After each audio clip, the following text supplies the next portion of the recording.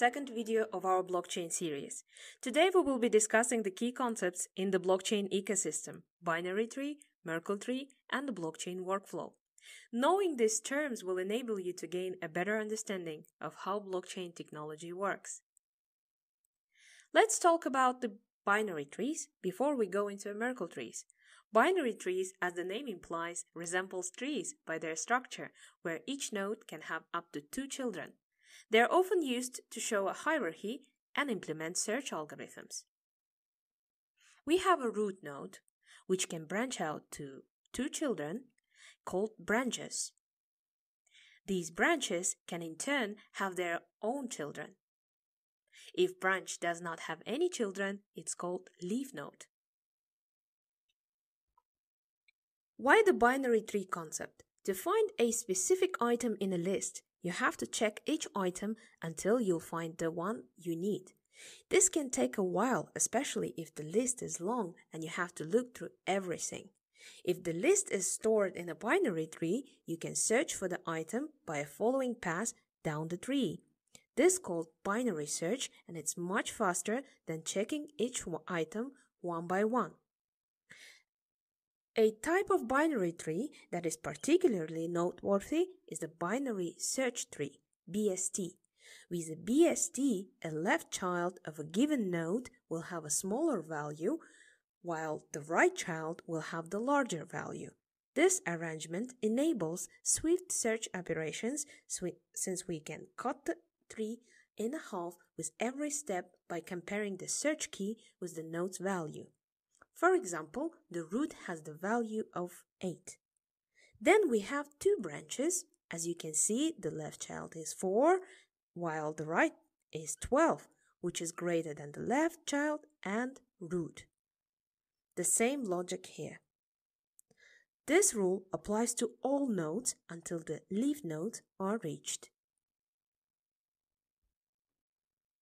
Now let's introduce Merkle trees. The Merkle tree is the tree-like data structure used in cryptography to ensure security by checking the integrity of the large amounts of data. The main difference from the binary tree is that the Merkle tree uses hashes instead of numbers. The Merkle tree is constructed by recursively hashing pairs of data until a single hash, known as the Merkle root, is obtained. To construct a Merkle tree, we first hash each transaction using a hashing algorithm like SHA-256. Then we group the hashed transactions into pairs and hash them again. This process continues until we reach a single root hash, as I said, known as the Merkle root, that is included in the block header. Have you ever wondered why the Merkle tree structure is so important, especially in the context of the Bitcoin blockchain? Well, Merkle trees play a crucial role in securely verifying blocks of transactions in the Bitcoin blockchain. Bitcoin uses Merkle trees to verify the integrity of blocks and transactions without transferring the entire blockchain. Merkle trees allow for efficient verification of blocks without the need to transfer and store the entire block. Currently, the Bitcoin blockchain is around 500 gigabytes in size. With this number increasing every day, it would be a daunting task to store and transmit all the individual hash values for each transaction without the use of compact Merkle root. Merkle trees possess a valuable property known as the Merkle proof, which optimizes data savings when verifying whether a transaction is present within the tree. Let's explore this concept further with the help of a diagram showcasing the information required to check if transaction TX5, marked green here, is part of the Merkle tree. In this scenario, knowing the hashes in the blue boxes is sufficient. The values in the yellow framed boxes can be computed using provided information. Ultimately, one compares the Merkle root with the result of their own calculation. If they match, the transaction is confirmed to be included in the tree. This property significantly conserves bandwidth during transaction verification and when requesting transaction data from nodes. Moreover, It ensures privacy since no additional transaction data is needed for the verification process. The use of cryptographic hash functions in Merkle trees guarantees that the altering the content afterwards becomes infeasible due to the collision-free property of these hash functions. This enhances the overall security and the integrity of the blockchain network. Now, let's take another look on Merkle trees and how they're used and their significance. First, in blockchain, each block of transaction is hashed, and hashes are placed in the tree structure called Merkle tree. The root hash of this tree is included in the block header, allowing the verification of the transactions without needing to transfer the whole block.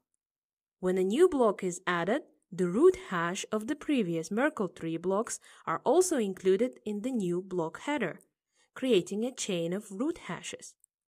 Merkle tree proved to be efficient in verifying the integrity of the block's transactions and the entire blockchain, as only the root hashes of the blocks need to be compared. By utilizing Merkle trees, blockchain networks can ensure trustworthiness of their transaction data and simplify the verification process. Let's dive into a workflow of blockchain. We'll go over how it operates, the different types of nodes, blockchain forks, and the various transactions involved. To begin, nodes in the blockchain network are devices or computers that aid in maintaining the distributed ledger and ensuring the network's integrity. They play a vital role in verifying and recording transactions, which enhances the blockchain's security. By collaborating and engaging in the network, nodes decentralize the blockchain, making it resistant to tampering or censorship. Let's find out more on nodes here. A full node maintains a complete copy of the blockchain ledger. It stores all the transactions and blocks from the Genesis block, which is the first block in the chain, to the most recent one.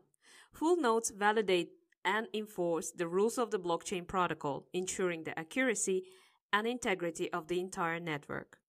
There are a few types of full nodes that might be helpful to know in particular. Validator nodes.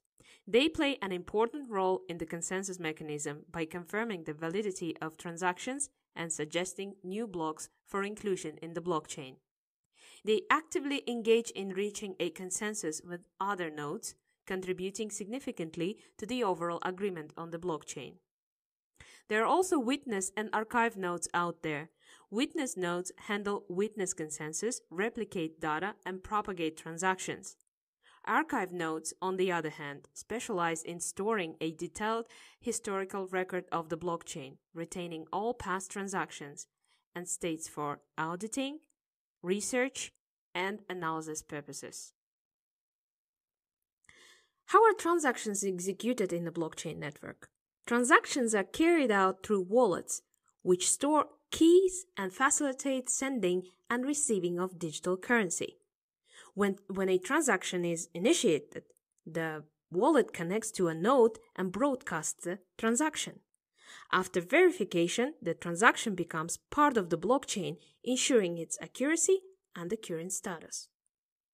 Nodes record and share the transaction to maintain the blockchain security and integrity. When transaction is requested, it is broadcasted across peer-to-peer network of nodes. The transaction undergoes validation involving various types of records like cryptocurrencies or smart contracts. Once validated, the transaction joins the other transactions to create a new block. This new block containing the verified transaction is permanently added to the blockchain, ensuring it cannot be altered. The transaction is complete. But where do we keep these transactions until they are picked up by one of the miners? To figure this out, we must first understand transaction pools. So, unconfirmed transactions are temporarily stored in the transaction pool, which is also known as the memory pool or mempool. This pool keeps track of transactions that are waiting to be included in the next block. Whenever a transaction is broadcasted to the network, nodes receive it and add it to the transaction pool. Miners then select transactions from the pool to include them in the next block. Once a transaction is included in a block and added to the blockchain, it is considered confirmed. The blockchain network temporarily holds transactions in the transaction pool until miners incorporate them into a block. This process actually plays a vital role in maintaining, once again, the integrity and the security of the blockchain. So transactions go into a transaction pool for miners to process. Miners diligently work to find the correct nonce value, which is a crucial component in creating a new block. Once a miner discovers a valid nonce value, the newly formed block is sent to all nodes in the network. Only then it is added to the blockchain. Subsequently, miners begin their work on this latest block, striving to solve complex mathematical problems and earn rewards. The collective efforts of miners ensure the continuous growth and the security of the blockchain network. In the context of the blockchain technology, a fork occurs when blockchain network's transaction history diverges into two or more paths. This can happen due to various reasons, such as simultaneous block creation by different miners or deliberate upgrades to the network's protocol. A temporary fork happens when two miners solve the proof-of-work puzzle at the same time. The network chooses the longest version of the blockchain to make sure it's reliable and trustworthy. This makes sure only correct blocks are added to the blockchain and it stays safe. Blockchain networks can also have two types of forks: hard forks and soft forks. A hard fork happens when the network upgrades and makes a new blockchain with different rules. This can be because of disagreements or a need for new features. During a hard fork, the network splits into two separate, incompatible blockchains, each with its own rules. On the other hand, a soft fork is the backward compatible update of the blockchain network. It is utilized to introduce new features or make minor adjustments to the network. Unlike the hard fork, it does not generate a distinct, incompatible blockchain. Even nodes that have not yet been updated can still operate within the network during the programmatic operation. Moving on, let's explore the types of transactions: public and private transactions. Public transactions are initially stored in the transaction pool, awaiting confirmation. When you initiate the public transaction, it enters the transaction pool and awaits selection by miners. Once a miner selects the transaction, they validate it before adding it to the blockchain. On the other hand, private transactions are directly set to miners or validators without being stored in the transaction pool. This bypasses the transaction logic